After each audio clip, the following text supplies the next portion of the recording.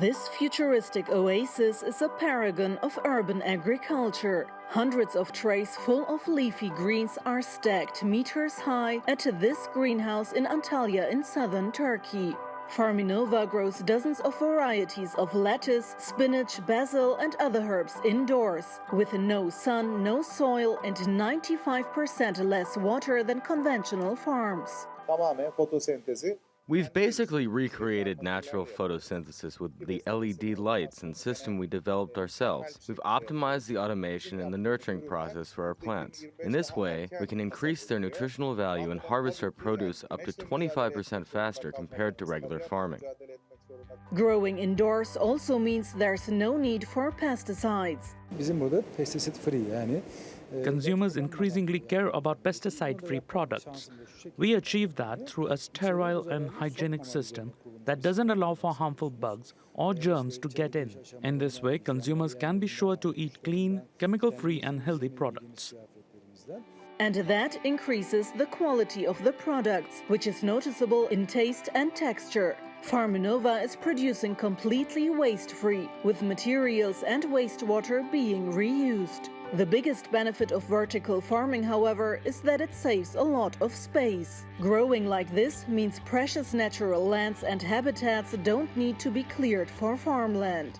This is Turkey's first industrialized greenhouse. 4,000 heads of lettuce alone are grown here on a daily basis, and it takes just 1,000 square meters to raise them. Traditional farming would require 45 times more land. Producing indoors without seasonal changes also means farmers can grow all year around, and that's a plus for consumers. En çok istediğimiz şeylerden bir tanesi. First and foremost, we want to produce healthy food, but we also want to produce food at stable prices. As we produce indoors, we're not affected by external factors and can grow at the same cost all year, which translates into stable prices.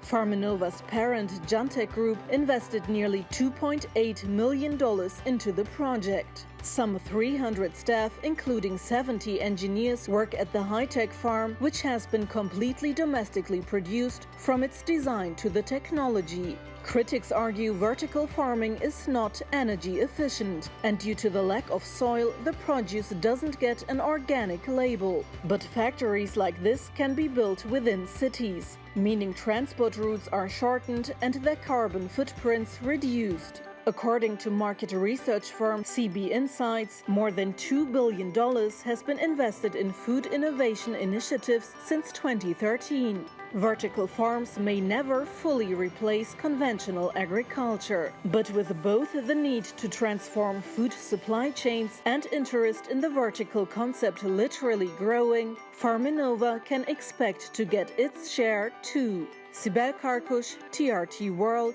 Antalya. Well, for more on this and World Environment Day, let's bring in Ingo Pitterle in New York. He's Senior Economic Affairs Officer at the UN's Department of Economic and Social Affairs. Welcome to Money Talks, Ingo. Now, I want to look at the issue of sustainability in just a moment. But firstly, we are living in really interesting times. We're in the midst of a health and economic crisis. We've seen events like the UN Climate Summit that was due to happen in Glasgow being cancelled because of the coronavirus pandemic. Are you worried that governments around the world will be putting action on climate change and the environment on the back burner in order to address this health and economic crisis? So the economic crisis we're currently experiencing is the most severe since the global depression of the 1930s. And this crisis is exacerbating existing inequalities. It is disproportionately affecting vulnerable groups such as minorities and workers in the informal sector. And it's also having a devastating impact on livelihoods all over the world. And because of the nature of the disruptions which we're seeing, which include supply and demand side dynamics, we're seeing that virtually all of the world's economies are suffering from the consequences of the crisis. And that's why, given the scale and the scope of this shock, we strongly commend the massive monetary and fiscal responses and commitments which we have been seen worldwide, both at the national level, but also from multinational institutions. However, as countries are now designing their policy responses, and especially the recovery plans, it is absolutely critical that the measures they put in place are aligned with the need to address the climate emergency and also to protect the environment. So while this pandemic is a massive challenge for economies, it also presents a unique opportunity for countries to make meaningful progress on environmental issues. In fact, the pandemic has provided us with many important lessons. So among other things, we have all seen the benefits of clean air. And more generally, it has reminded us of how important healthy living conditions are. And in this regard, it has shown us the vital role environmental sustainability has for our lives. So overall, we are hopeful that countries will use this opportunity to jointly address the climate emergency, what has become the defining challenge of our time.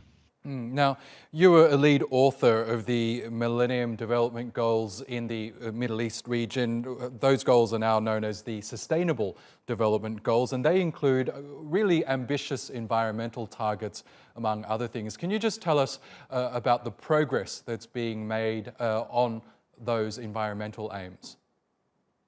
So, the global progress on environmental SDGs has been very uneven. Overall, we have to acknowledge that the progress so far has been clearly insufficient to put us on track for achieving the SDGs in these areas.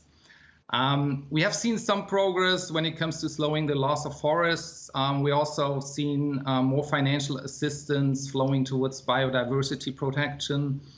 And at the regional level, there are also some positive trends.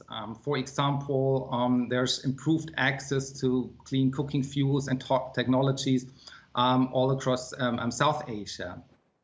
But unfortunately, the progress has been very slow in many other areas. And in some cases, we're even moving in the wrong direction. So I would say among the most disturbing trends right now is the massive loss of animals and plants as more and more species are threatened by extinction. We've also seen a dramatic increase in the material footprint per global citizen. And as I mentioned before, the urban air pollution is becoming a major health risk for more and more people. So clearly, the political commitments to address climate change have fallen short of the targets. But what is more important is that even when we have these commitments, we're hampered by a lack of concrete policy actions, of decisively implementing the policies to support the green economy. And that's what needs to change. So what we need to have is more commitments on the one hand, but decisively more action on the ground.